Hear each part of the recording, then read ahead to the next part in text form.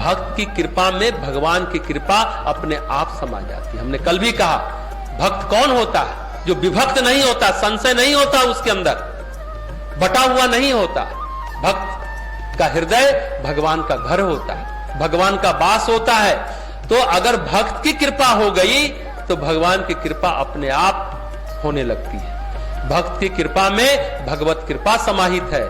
कहते हैं भक्त जहां होता है वहां भगवान होते हैं। भक्त हृदय में भगवान का नित्य वास होता है। ऐसा कोई क्षण नहीं जब भक्त और भगवान अलग हो जाते हैं, अलग अलग रहते हो।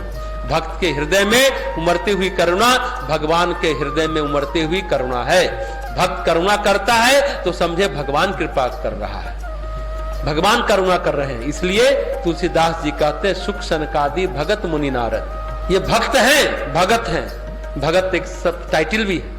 माना जाता है जो भगत होते हैं वो अहरनिश कोई भी काम करते हो 24 घंटे भगवान के को सुमिरते रहते हैं, सुमिरन करते हैं, स्मरण करते रहते हैं, सोहम साधना करते हैं। हर एक सांस में सो हम, सो खींचे वह मैं हूं। कौन हूं? मैं नित्य मुक्त चैतन्य आत्मा हूं, परमात्मा हूं। वो जो परमात्मा है वही मैं हूं। सोहम साधना इसी को कहते हैं, यही भगत कहलाते हैं। इसलिए कहते हैं सुख सनकादि भगत मुनि नारद। ये सब श्रेष्ठ मुनि की वंदना करता हूं क्योंकि तुलसीदास जी का जो अनुभव है, राम जी से उनको कौन मिलाया? तुलसीदास जी ने क्या कहा? हनुमान जी ने मिलाया। हनुमान जी कौन है? भक्तराज हनुमान बोलते हैं। एक भक्त ने ही भगवान से मिलाया गोस्वामी तुलसीदास जी को, तो भक्त की महिमा तुलसीदास जी से ज्यादा कौन जान सकता है? इसलिए कहते हैं कि हम श्रेष्ठ मुनिवर की वंदना करता हूं क्योंकि तुलसीदास जी को इसका अनुभव है।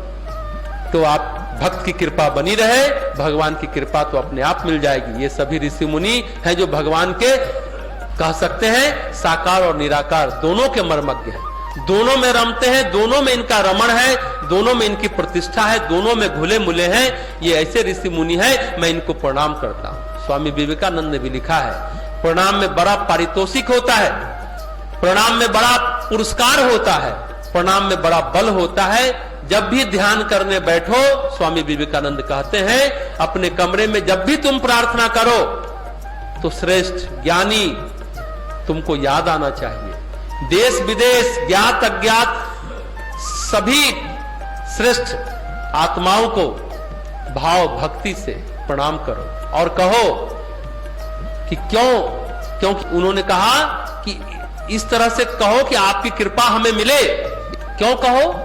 क्योंकि मन जहां जुड़ता है उसी की चेतना तुम में प्रवाहित होने लगेगी। अगर तुम भूत बैताल से जुड़ते हो तो भूत वाली चेतना प्रवाहित होगी। जितने तुम्हारे कुटिल परिचित होंगे उनकी चेतना से उनको याद करोगे तो उनकी चेतना से तुम्हारा मन जुड़ जाएगा। भले इंसान से जुड़ोगे तो भला इंसान तुमको प्रभावित करेगा।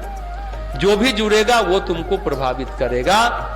इसलिए ज्ञात अज्ञात जितने भी श्रेष्ठ जन हैं उनको याद करो ताकि उनकी कृपा तुमको मिले। महर्षि पतंजलि भी कहते हैं कि यदि वीतराग पुरुष के बारे में सोचा जाए तो चित्त स्वच्छ हो जाता है। वीतराग पुरुष तो चित्त अपने आप निर्मल हो जाता है, स्फटिक की तरह पवित्र हो जाता है। तो तुलसीदास जी कहते हैं सुखदेव मुनि, सनकादि मुनि, नारद ये सब परम ज्ञानी हैं, ये नित्य मुक्त आत्मा है। इनकी कृपा मिल जाए तो समझो भगवत कृपा मिल गई। नित्य मुक्त आत्मा कौन होते हैं? जो हमेशा धर्म मेघ समाधि में होते हैं। धर्म मेघ समाधि की अवस्था में जीते हैं, उनकी चेतना धर्म मेघ में होती है। उनका न कोई जन्म है न कोई मरण है, न उनका कोई निवास है न कोई अनिवास है। ये प्रकृति और परमात्मा के अतिशय प्रिय पुत्र हैं।